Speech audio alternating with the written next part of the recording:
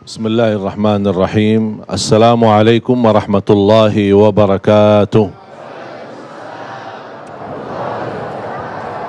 Alhamdulillahi rabbil alamin. Allahumma salli ala Sayyidina Muhammad wa ala ali Sayyidina Muhammad wa sallim tasliman kathira. Subhanaka la ilma lana illa ma 'allamtana innaka antal alimul hakim.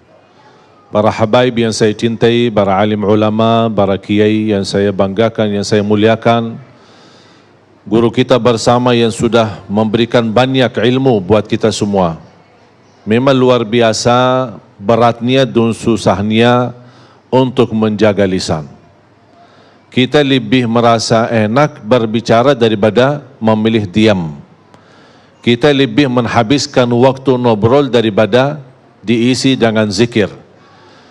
Bahaya lidah, dia bukan hanya menjadi pintu hati, bahkan bisa menjadi sebab terisi hati-hati dengan titik hitam. Titik hitam demi titik hitam demi titik hitam sampai hatinya menjadi hitam. Tidak, la yunkiru munkaran wa la ya'rifu ma'rufan. Tidak akan mengetahui ma'ruf dan tidak membedakan antara ma'ruf dan munkar. Sangat bahaya lidah kita. Makanya Rasulullah sallallahu alaihi wasallam menggambarkan di hadis yang sahih, "Man kana yu'minu billahi wal yawmil akhir falyaqul khairan aw liyasmut." Ada dua pilihan. Kalau anda beriman kepada Allah dan hari akhirat, berkatalah yang baik atau diam. Berarti menurut saya, apalagi di masa sekarang, jauh lebih baik memilih diam daripada berbicara. Idza kana al-kalamu min fiddah fassukutu min dhahab. Kalau berbicara itu dinilai seperti nilai perak, tapi jauh lebih mahal berdiam karena nilainya seperti emas. Karena sangat membahayakan, bukan bisa menyakiti perasaan orang lain, bukan bisa membahayakan hati kita, bahkan bisa membawa kita masuk neraka. Rubba kalimatin yaquluha qail la yulqi laha balan min sakhatillah tahwi bihi fin nari 70 kharifa. Bisa saja seorang berbicara tapi dia tidak menilai dan memperhatikan perbicaraannya, mendapatkan kemurkaan Allah gara-gara perbicaraannya itu dan masuk neraka 70 tahun. Satu kata bisa membawa kita masuk neraka. Bagaimana kalau kita dari pagi sampai malam suka menjelekkan orang, menghina orang, gosip orang, fitnah orang, apalagi orang yang dibicarakan itu adalah ulama. Hati-hati. Ulama adalah pewaris para nabi. Kalau ada ulama yang bersalah, kita punya sikap dan kewajiban menutupi kesalahannya. Kalau tidak bisa membela, paling tidak menutupi aibnya. Ini ulama kalau sudah rusak nama baik mereka, na'udzubillah, jangan kita terlibat merusakkan nama-nama baik mereka.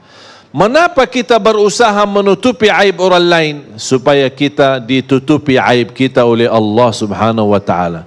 Man tatabba'a awrata akhihi tatabba'a Allahu awratah walau fi jawfi baitih. Barang siapa yang suka mengikuti aibnya orang, akan Allah membuka aibnya walaupun di dalam rumahnya sendiri. Jamaah sekalian yang dimuliakan Allah subhanahu wa ta'ala, banyak pesan-pesan Allah di suratul Hujurat. Saya nasihatkan anda semua kalau nanti pulang, buka Al-Quran suratul Hujurat. Banyak nasihat-nasihat, moral-moral, akhlak-akhlak untuk mendidik kita kalau kita bisa belajar dan kita praktik. Allah subhanahu wa ta'ala berfirman, A'udzu billahi minasyaitonir rajim. يا أيها الذين آمنوا إن جاءكم فاسق بنبأ فتبينوا أن تصيبوا قوما بجهالة فتصبحوا على ما فعلتم نادمين. Allah subhanahu wa ta'ala mengajarkan kita untuk bertabayun ketika kita didatangin berita fitnah, berita yang tidak jelas sumbernya, hati-hati. Sama dengan posisi lidah adalah posisi HP. Ketika kita menerima sebuah berita, dengan mudah kita sudah membaca, tidak tahu sumber berita apakah benar atau tidak, langsung kita copy, terus dipas dan dikirim. Itu yang saya sebut dosa jariah. Biasanya tahu apa? Sedekah jariah atau amal jariah. Ini dosa jariah.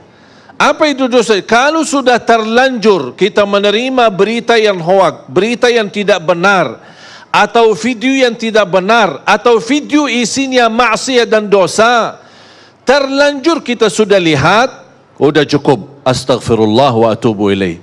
Jangan coba-coba kita sebarkan dan kirim ke orang lain. Kalau kita meninggal dunia, apa yang kita sudah kirim, itu yang menjadi terbuka buku amal kita dan menalirkan dosa-dosa sepanjang video itu masih berjalan. Na'udzubillah min zalik. Cukuplah jamaah sekalian berbuat dosa kita, yang kita harap selalu diampuni Allah subhanahu wa ta'ala. Makanya jangan coba-coba kita menyebarkan berita, apalagi kita menggunakan lidah kita. Kalau kita tidak bisa berbicara baik terhadap teman kita, lebih baik kita diam. Allah subhanahu wa ta'ala mengizinkan kita berbicara dalam keburukan ketika ada orang yang menzalimi kita. Contoh, kalau ada orang menzalimi kita dan persoalan kita sudah masuk sebagai kasus sampai ke mahkamah, di sidang, dipanggil, pasti ditanya dalam kasusnya terhadap si orang yang menzalimi, ambil harta kita, ambil hak kita, atau menzalimi kita. Pasti ditanya oleh hakim, bagaimana posisinya? Apakah saya boleh enggak bicara keburukan orang tersebut? Karena dia di dalam posisi menzalimi saya. Atau saya diam ketika ditanya oleh hakim, oh maaf pak, saya enggak berani ngomong karena saya takut dosa.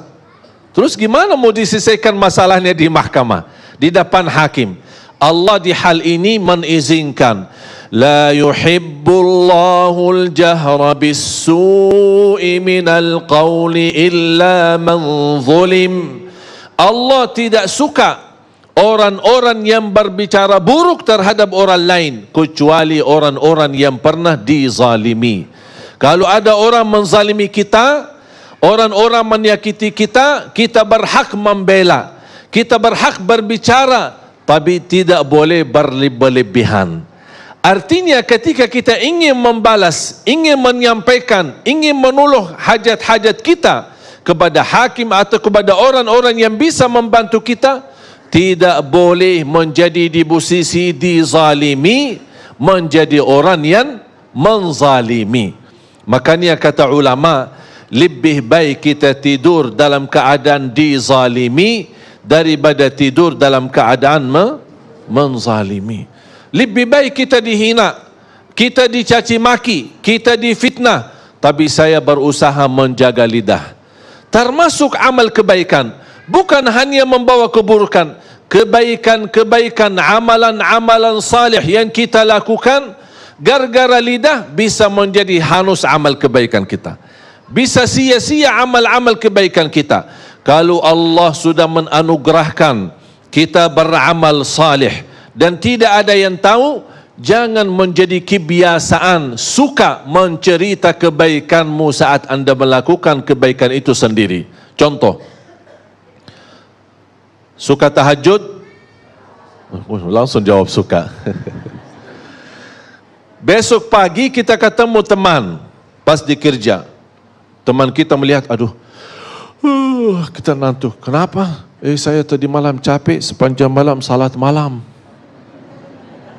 Kenapa cerita? Kalau sudah melakukan kebaikan, apalagi di saat tidak ada yang tahu, tidak usah kita ungkapkan. Sebagaimana kita tidak berani mengungkapkan dosa kita, ada enggak yang biasa bisa ketika malam hari dia berdosa, besok pagi dia ketemu teman, aku semalam dosa. Berani enggak? Kenapa? Malu kan? Sama. Kalau Allah sudah menanugerahkan kita bisa beramal salih sembunyi, jangan dibukakan. Tapi kalau ada orang tahu kebaikan kita, tapi bukan kita yang cerita, itu tidak masalah. Itu tidak mengganggu, tidak menurani pahala kita. Walaupun orang puji kebaikan kita, kita tidak pernah punya keimpian orang memuji kebaikan kita. Tapi seandainya kalau ada yang memuji kebaikan kita, itu bukan sesuatu yang kita harapkan, tapi ini sebuah anugerah dari Allah. Sebagaimana bersabda Rasulullah, tilka ajilu busyral mu'min, inilah berita gembira yang Allah anugerahkan dari lidah-lidah hamba-hambanya yang memuji orang-orang salih. Faham? Jamaah sekalian dimuliakan Allah Subhanahu wa taala. Allah melarang kita untuk berbicara sebelum kita memfikirkan. Bahkan ini nasihat dan wasiat Rasulullah. Bahkan itu wasiat Sayyidina Ali bin Abi Talib radhiyallahu an, "Fakkir fima taqul, fa in kana khairan faqul wa illa faskut." Berfikirlah sebelum berbicara. Kalau itu baik, lanjutkan. Kalau tidak baik, lebih baik diam.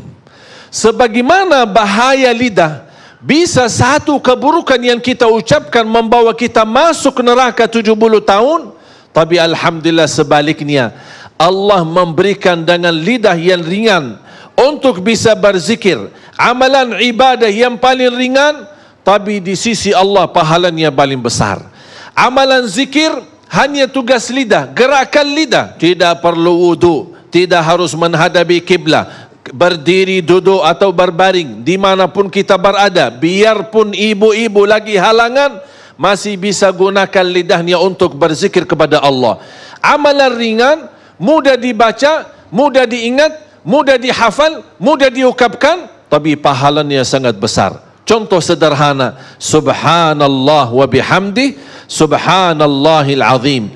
Dua kalimat, ringan di atas lisan, berat di atas timbangan, dicintai Allah, subhanallah wa bihamdi, subhanallahil azim. Makanya kita berusaha daripada isi yang buruk dan lidah kita selalu kesibukan untuk mengisi zikir supaya terhindar hati kita dari hal-hal yang membahayakan iman kita.